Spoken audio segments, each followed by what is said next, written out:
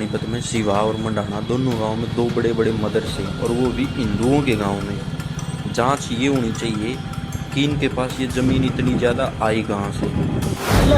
कान पकड़ ले, कान कान था पकड़ मेरे यार। अच्छा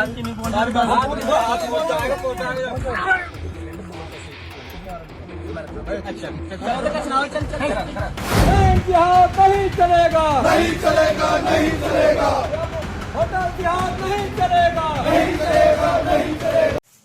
नमस्कार, मैं हूं जगत सिंह अवाना और आप देख रहे हैं सरेंडर टाइम्स।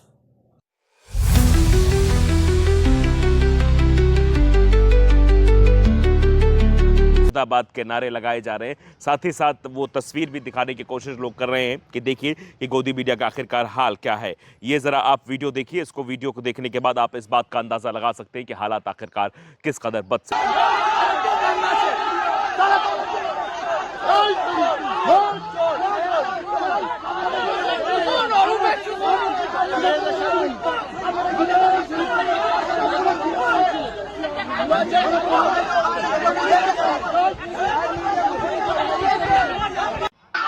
गोदी मीडिया के सामने वोट चोर का नारा इसलिए लगाया जा रहा है क्योंकि वोट चोरी के नाम पर किस तरीके का काम हुआ।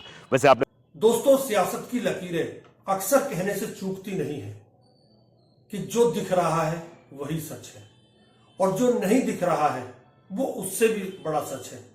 परंतु आप इसे बताइएगा मत, चुप रहिए, मौन हो जाइए, खामोश रहिए।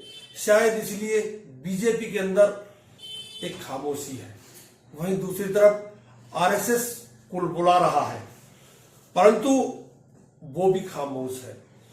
यह कोई दूर की कौड़ी नहीं है, परंतु इन सब के पीछे केवल एक ही चाल है और वो चाल है बीजेपी के अध्यक्ष बनाने की। पिछले कई महीनों से कयास लगाए जा रहे थे कि अब डिक्लेयर होगा, फला डिक्लेयर होगा, ये डिक्लेयर हो जाएगा, वो डिक्लेयर हो जाएगा, परंतु जब इस पर पूर्ण विराम लगा तो एक बात तो महसूस हो ही गई कि जो सत्ता में होता है वही ताकतवर होता है। सत्ता की ताकत इस समय देश के प्रधानमंत्री नरेंद्र मोदी और देश के गृह मंत्री अमित शाह के हाथ में है और उस सत्ता के डगमगाने का मतलब है कि बीजेपी का धराशायी हो जाना, आरएसएस की उस विचारधारा हिंदुत्व की उसको खत्म कर देना। परंतु आज खामोशी है। खामोशी इस बात की है कि कौन क्या अध्यक्ष बन रहा है इससे फर्क नहीं पड़ रहा है। बस मैसेज दिया गया है और मैसेज ऐसे दिया गया है कि 4 दिन पहले पोर्ट ब्लेयर में गृह मंत्री अमित शाह और मोहन भागवत की मीटिंग होती है। आनंद फानन में पहले वहां प्रोग्राम नहीं था अमित शाह के जाने का, परंतु आनंद फानन में एक प्रोग्राम बनाया गया और अमित शाह को वहां भेजा गया। उन दोनों को वहां बात करने का मौका दिया गया और वहां कहीं ना कहीं ये मैसेज अमित शाह ने दिया कि आपके 100 वर्ष होने वाले हैं और आप अपने 100 वर्ष का जश्न मनाइए। हम जो करते हैं हमें करने दीजिए। हम सत्ता पर हैं और आप हमारे साथी हैं। आप अगर हमारे साथ हैं तो आप मलाई खाइए, आप अगर हमारे साथ हैं तो आपको जो करना वो करिए, परंतु हमारे काम में दखलंदाजी मत दीजिए। ये सीधा संदेश वहां से भी निकल के आया पोर्ट ब्लेयर से और अमित शाह और जो कल बीजेपी के राष्ट्रीय अध्यक्ष ने जो नितिन नवीन ने जो चार्ज संभाला उस समय भी ये मैसेज निकल कर आया कि हम जो चाहेंगे वही होगा।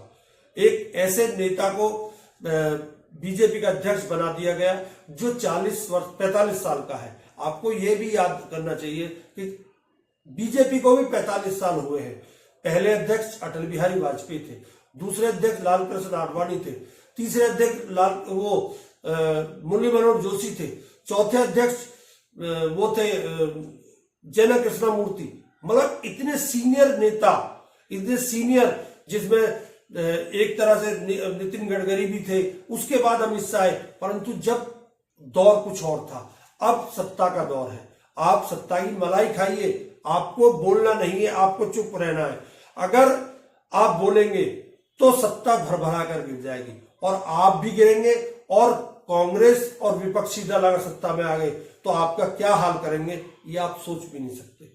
ये बातें बोलकर आरएसएस को खामोश कर दिया गया और आरएसएस इस समय खामोश है।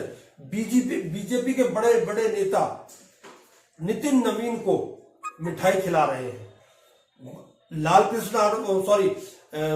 मुरली मनोहर जोशी जैसे और राजनाथ सिंह जैसे, जो राजनाथ सिंह एक समय प्रदेश अध्यक्ष थे, राष्ट्रीय अध्यक्ष थे बीजेपी के, वो उसे मिठाई खिला रहे हैं 45 साल के लड़के को, क्योंकि उनकी जबान पर भी ये बता दिया गया है कि जो आपको दिख रहा है वही सच है, जो आपको नहीं दिख रहा है वो उससे भी बड़ा सच है, परंतु आपको खामोश रहना है।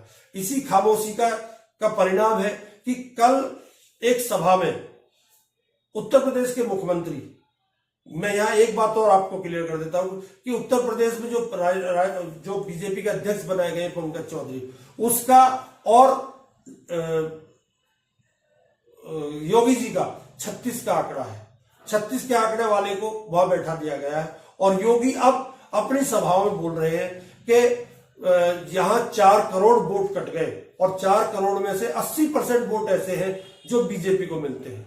ये बात भी कहीं ना कहीं इस समय उभरनी शुरू हो गई है कि जो एसआईआर होता है उसका माध्यम क्या है, क्या वो वास्तव में हरवाने के लिए होती है एसआईआर। ये साबित इस बयान ने भी कर दिया है योगी जी के ने कि जब वोट की कट जाएंगी तो हम जीतेंगे कैसे। जब विपक्ष की वोट कटती है तो आप तालियां बजाते हैं, जब आपकी वोट कट रही है तो आप रो रहे हैं। परंतु जो सत्तासीन है इस समय केंद्र की सत्ता पर, वो कुछ भी सुनने के लिए तैयार नहीं है। आपको जो करना है करिए, जो आपको मलाई खानी है मलाई खाइए, मलाई खाने के अलावा आप ना तो हमें सलाह मत दीजिए। ये आरएसएस को भी संदेश है और ये और सारे के सारे प्रदेशों के मुख्यमंत्रियों को भी संदेश है। एक मुख्यमंत्री है जो सामने बोल सकता खड़ा होकर, उसका भी इलाज एसआईआर के जरिए बांधने का किया जा रहा है, ऐसा प्रतीत होता है योगी जी के भाषण के बाद। परंतु मैं नहीं कहता कि ऐसा होगा, लेकिन इस समय जो हालात है, अगर बीजेपी में नितिन नवीन जैसे अध्यक्ष बन सकते हैं 45 साल के, तो आप खुद महसूस करिए जिस पार्टी के संस्थापक वाजपेयी थे, जिस पार्टी के राष्ट्रीय अध्यक्ष लाल कृष्ण आडवाणी थे, उस पार्टी में इस समय किसकी चल रही है और जो नितिन नवीन है वो क्या साबित होंगे। आप खुद समझिए, मैं इसमें कुछ नहीं बोलूंगा। दूसरी तरफ मुख्यमंत्रियों को खुली छूट है, आप कुछ भी करते रहिए, आपकी गद्दी सुरक्षित है। कल मेसी का प्रोग्राम था दिल्ली में, दिल्ली के प्रोग्राम में मेसी स्टेडियम में, आज अरुण जेटली स्टेडियम में मेसी आया, तो वहां जो पब्लिक इकट्ठी हो रही थी, उन्होंने जो हुटिंग की है रेखा गुप्ता की, दिल्ली की मुख्यमंत्री की, उसका कहीं ना कहीं ये असर तो दिख रहा है कि जनता भी बोल रही है। परंतु जनता तो बोल रही है, नेता नहीं बोल रहे हैं, नेताओं को खामोश कर दिया गया है। एक बार देखिए ये क्या है।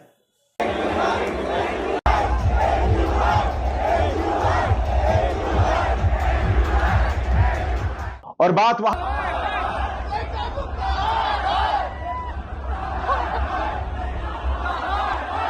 AQI रेखा गुप्ता है। दिल्ली के स्टेडियम में मेसी के कार्यक्रम के दौरान जैसे ही मुख्यमंत्री रेखा गुप्ता पहुंची, दिल्ली वाले ये नारे लगाने लगे, जनता वोट चोरों को मुंह पर सुना रही है। सुप्रिया सुनेत ने इस तरह से कहा है।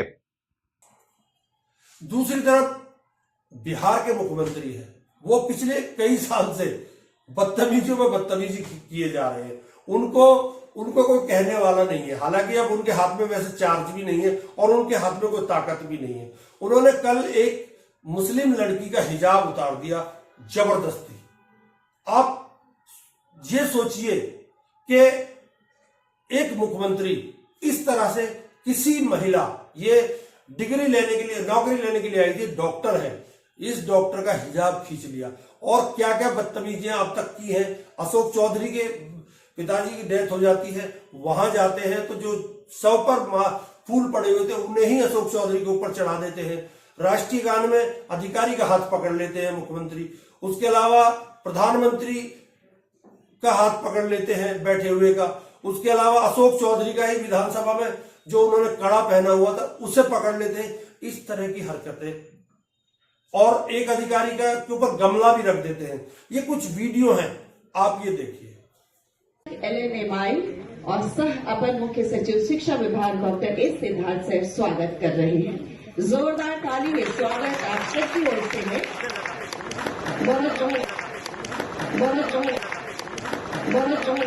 बहुत अभिनंदन। साथ ही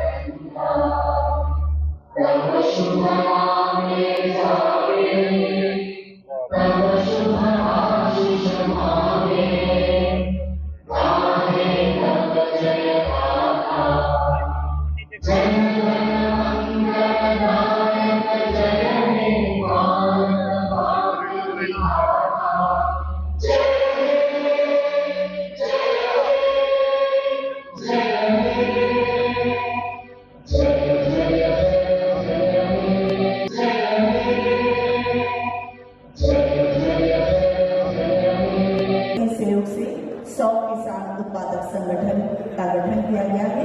श्रीमती तेदर देवी डबल चेक ग्रहण कर रही है, हमारे मुख्य अतिथि महोदय प्रदान कर रही है।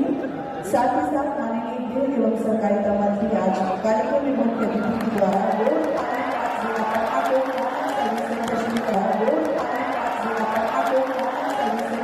Lady's face covering surely looks harsh, but honestly, I see a father figure trying, albeit clumsily, to tell a young doctor that she doesn't need to hide her face. She belongs there with dignity and equal standing. तो गरीब हरकत को जायज ठहराने के लिए पापा की एक और परी सामने आ गई हैं। कह रही हैं कि अगर हम बराबरी के दर्जे की बात करते हैं तो फिर इस नकाब की क्या जरूरत है। यह बात अलग है कि नीतीश कुमार की ऐसी ढेरों हरकतें हैं जिस पर ये कभी टिप्पणी नहीं करती। इसीलिए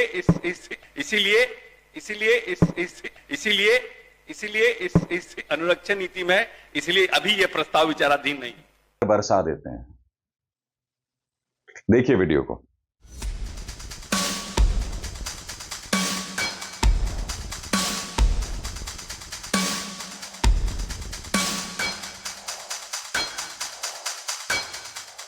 महिला के चेहरे से नकाब खींच रहे हैं वो बिहार के मुख्यमंत्री हैं। मुख्यमंत्री कहते हुए भी शर्म आ रही है, भाजपा की संगति का असर। जिन्हें नीतीश कुमार की हरकत और आधे स्क्रीन पर दिल्ली के अरुण जेटली स्टेडियम में जिस तरह से दिल्ली की मुख्यमंत्री रेखा गुप्ता शर्मसार हुई। अभिरंजन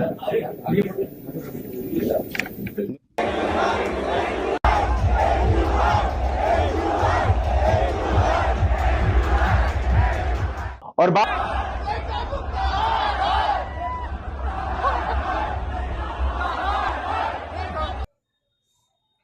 मैं ये नहीं कहता कि ये जायज है या नाजायज है, परंतु मैं ये जरूर कहूंगा कि जो इस ओहदे पर बैठा हो, मुख्यमंत्री के लेवल के ओहदे पर, जैसे रेखा गुप्ता है, उन्हें पता ही नहीं है दिल्ली में होना क्या है। उन्हें यही पता नहीं है कि दिल्ली की आखिर हवा को वो साफ कैसे करें। पानी डलवा के AQI को कम कराने का प्रयास करती हैं। एक बार ये देखिए कि जो अभी रिपोर्ट आई है कल की, उसमें 841 AQI आया दिल्ली का। लाहौर हमसे नीचे है, आधा है। एक बार ये देखिए किस देश में कितना AQI है। भारत टॉप पर है। 841, Lahore 462, Dhaka 210, Karachi 210, Kolkata 175, Sarajevo 159, Mumbai 157, Manila 153, Kathmandu 147, Hanoi Vietnam 139।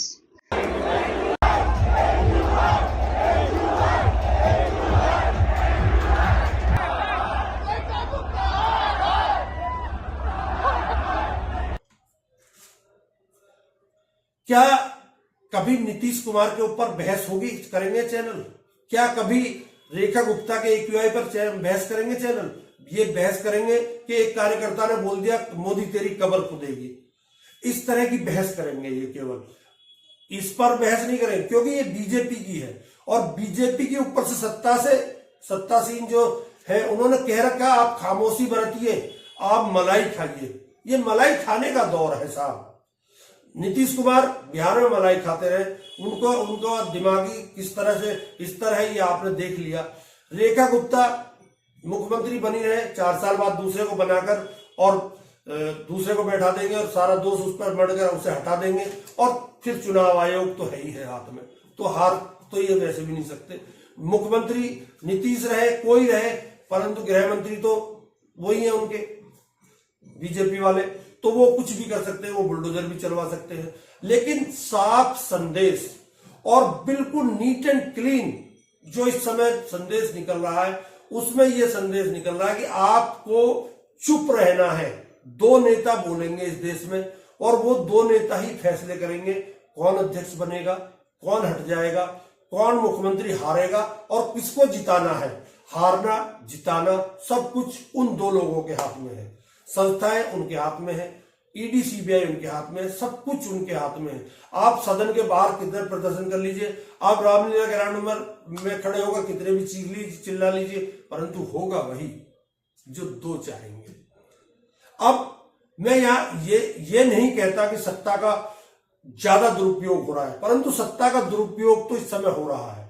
सत्ता पर बैठे हुए लोग ये दिखाने का प्रयास कर रहे हैं कि 2 लोग हम जो करेंगे उसके लिए चाहे किसी नेता की बेइज्जती हो, किसी नेता का अपमान हो, जिस पार्टी के राष्ट्रीय अध्यक्ष अटल बिहारी वाजपेयी रहे हो उसके लिए उस पर नितिन नवीन को बैठा देंगे, एक कल के लड़के को।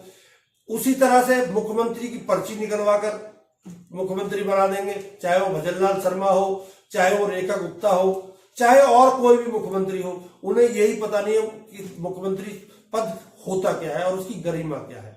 आप इन खबरों से क्या महसूस कर रहे हैं? क्या आपको नहीं लगता कि जो इस समय चल रहा है वो सब कुछ ठीक है?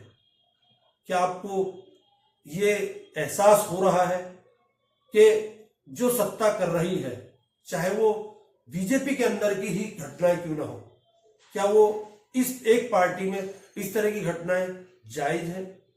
क्या सीनियर को हटाकर जूनियर को उस पर बैठाकर क्या ये उनका अपमान नहीं है? सोचने वाली बात है, परंतु इस पर सोचेगा कौन और हम क्यों सोचे? ये बीजेपी का अंदरूनी मामला है। आप भी बस सोचो, आपको वोट देने का अधिकार है, परंतु आपकी वोट कहां जा रही है आपको खुद पता नहीं है। यही होगा, देखते रहिए। योगी उधर चिल्ला रहा है कि मेरी वोट कट रही है, कांग्रेस और प्रदेशों में चिल्ला रही है, लालू प्रसाद यादव के लड़के बिहार में चिल्ला रहे हैं कि हमारी वोट कट रही है। वोट तो कट रही है, वोट बढ़ किसकी रही है ये आप भी जानते हैं, वोट किसको मिल रही है ये आप भी जानते हैं। वोट तय है कि कौन जीत रहा है कौन हारेगा, ये पहले स्क्रिप्ट लिखी जा रही है। बस आपको एक काम करना है कि आप मलाई खाइए और खामोश रहिए। नमस्कार, बहुत बहुत धन्यवाद।